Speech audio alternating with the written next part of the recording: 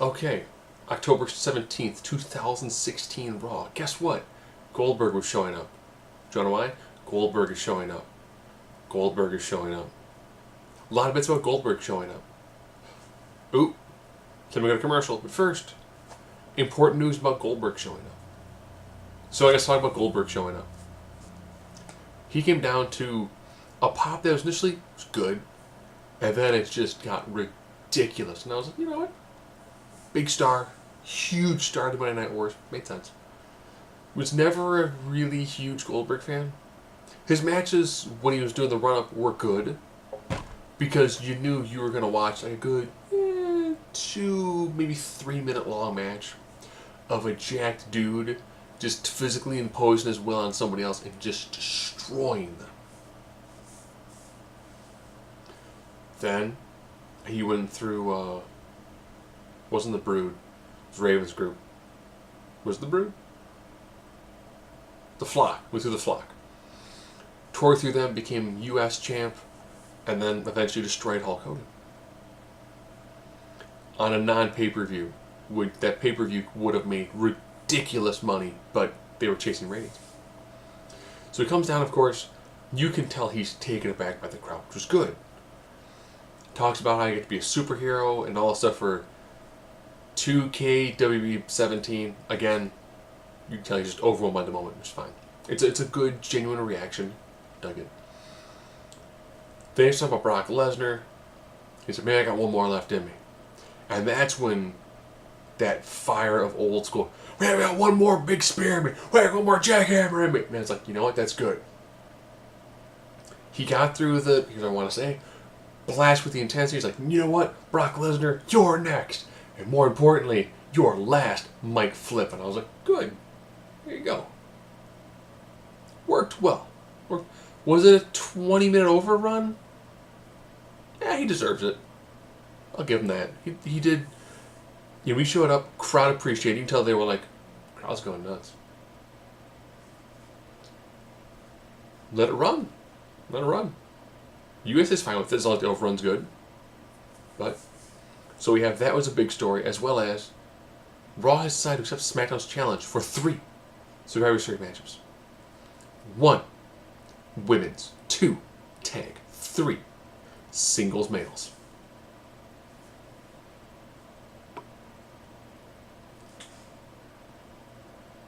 You know, I think you can make a case for a lot of those teams winning. And it'll be interesting to see how that nets out. And it's also a good way to fill up a good, that's at least an hour of the card when you factor in, they might do here's the promo packages of the teams, stuff like that. That's a good hour. They've booked on our pay-per-view already, which is good. That's solid. That works well. So now we got that out of the way. We'll discuss things in, particularly like in segmentations. The women, Charlotte had an interview with Lita. Went well. She got over her genetically superior bit. Came off kind of stilted in it, but still not bad. Sasha came off with the standard, we're going to make history. I'm doing this in my hometown. Okay. Advanced the storyline.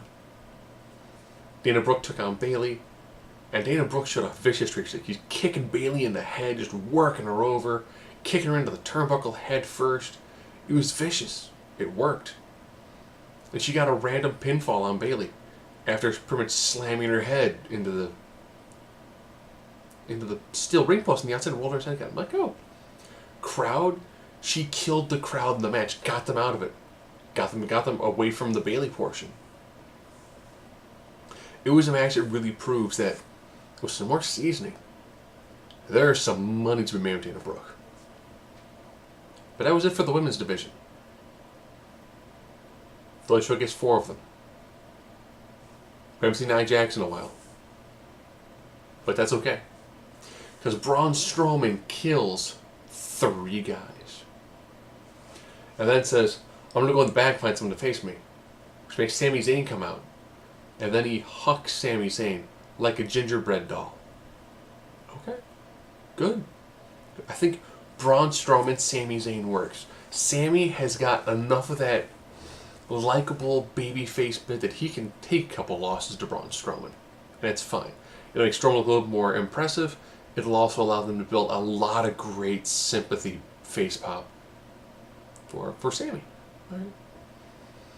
Neville had a match with Bo Dallas. Before that, Curtis is like, I believe in you, Bo. I believe in you, Bo. Again, we had a heel being really vicious. Vicious Bo's a good Bo. He ends up countering the red arrow, hits his finisher, 1, 2, 3, beats Neville. Alright, it was good. Curtis actually was like, you did it, man. I believe in you. And Bo was like, that's great and all. I'm going to lay you out outside the ring. Hey. That's getting people on board and doing something with them. I like that. That's good. I'd like to see where it's going to go. That's some good character building segments. Remember last week where Cesaro took on Kofi? Flip the roles and it's Sheamus versus Big E. Now Cesaro's on the outside of the ring, mugging with fans. So Cesaro was... Sheamus was like, you record me. Best bro kick ever. Best bro kick ever. Thing gets beaten. Roll up. Alright. How will these two ever get along for their title shot?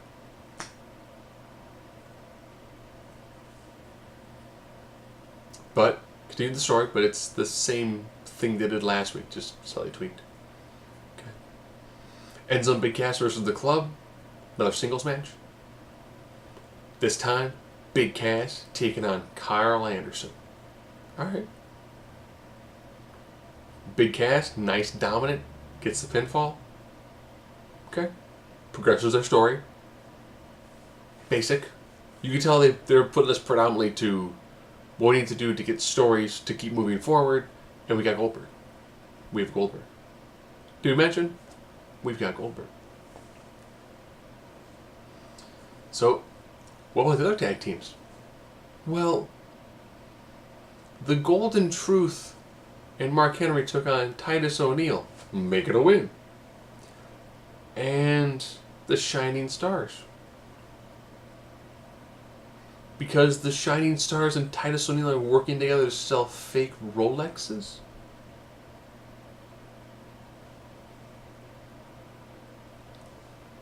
It's a reason for a match that the team of Titus and Shining Stars lost. If they were together more, it's tons. T-U-N-S-S.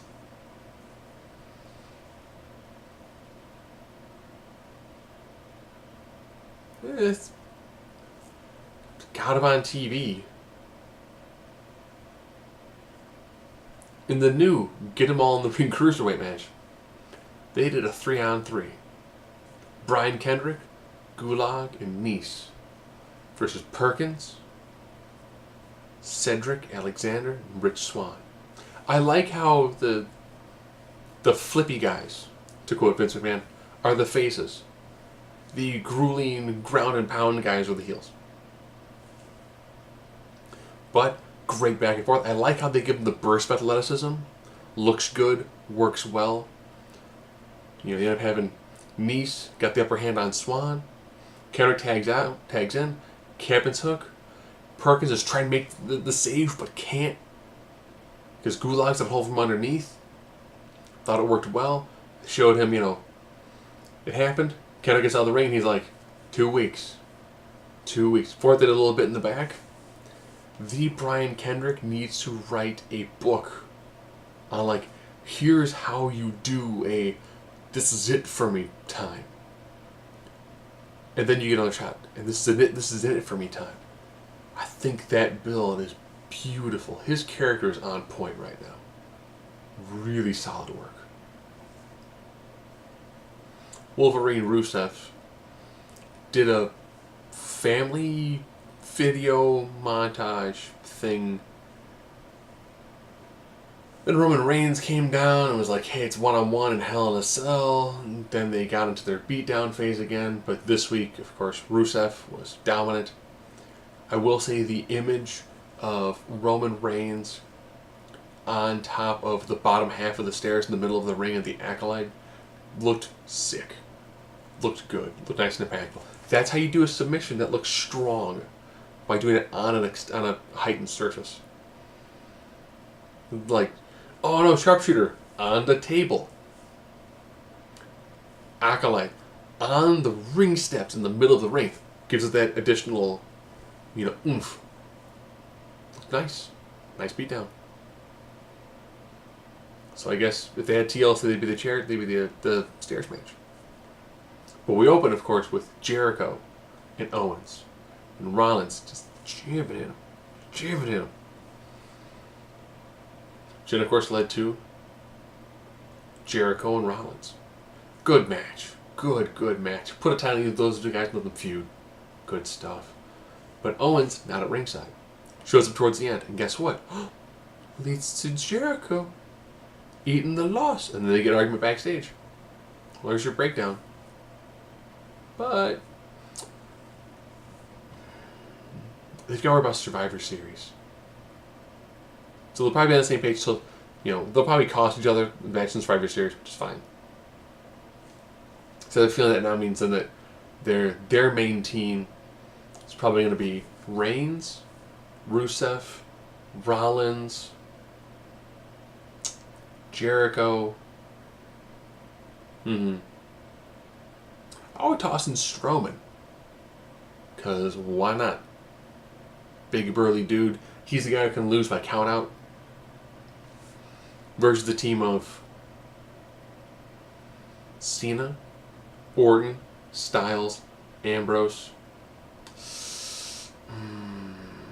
Kane? Because Kane Strowman works well enough. I wouldn't want to do Wyatt. Because I think Wyatt Strowman would be kind of awkward. And I think that I could see Bray not wanting to be on that team.